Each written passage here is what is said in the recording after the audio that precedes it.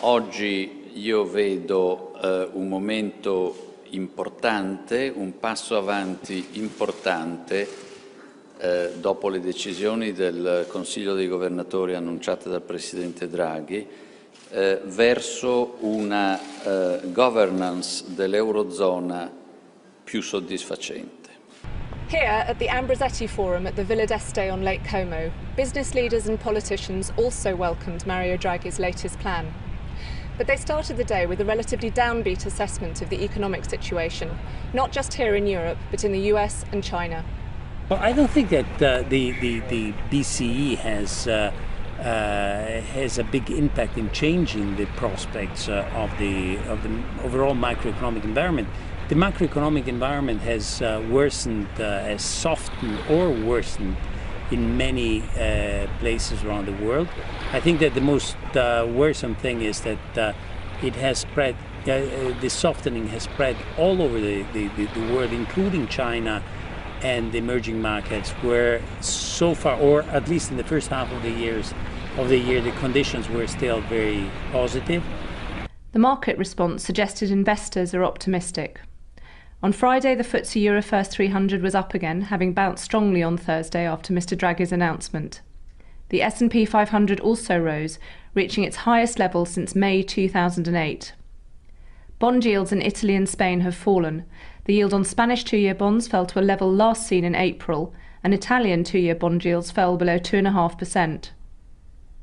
If we begin to get a sense that the euro crisis is coming under control, and this is certainly part of creating that sense, it may recreate confidence. The big issue, I think, in terms of investment strategy is not the absence of capital, not the absence of resource to invest. Companies are holding back because of the uncertainties surrounding the euro and have been doing so for a considerable period of time. So by the demonstration at national level and at European level of a resolution to get this whole euro issue under control, we can re-stimulate the economy to growth. There is one very important improvement that has taken place, that it could be anticipating improvements in the overall macroeconomic situation, and this is the equity market. Equities have been increasing in value in the last couple of months. So I think that the financial market sentiment has changed, and I think that this is an early indicator that something may improve also in the real economy.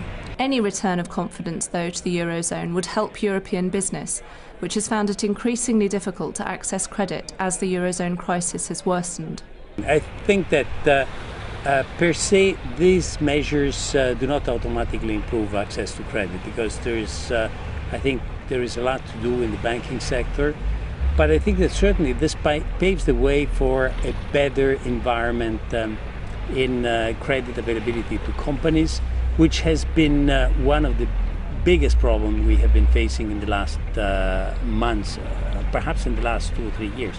Especially small and medium-sized companies have suffered very much from this lack of credit availability, and if the situation becomes a little bit more relaxed on the financial side, I think that this will certainly improve the access to credit.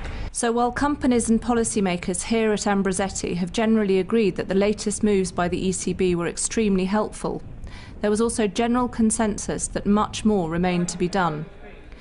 The nature of the problems facing the Eurozone and the global economy are well known, but a wide range of policy prescriptions were offered in response, some of them contradictory.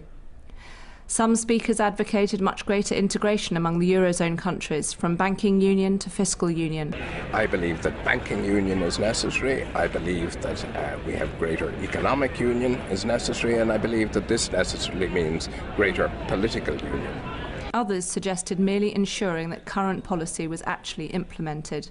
But it is impossible to avoid the impression that without further serious progress by European policymakers, the relief Mr Draghi has provided to markets may well prove only temporary.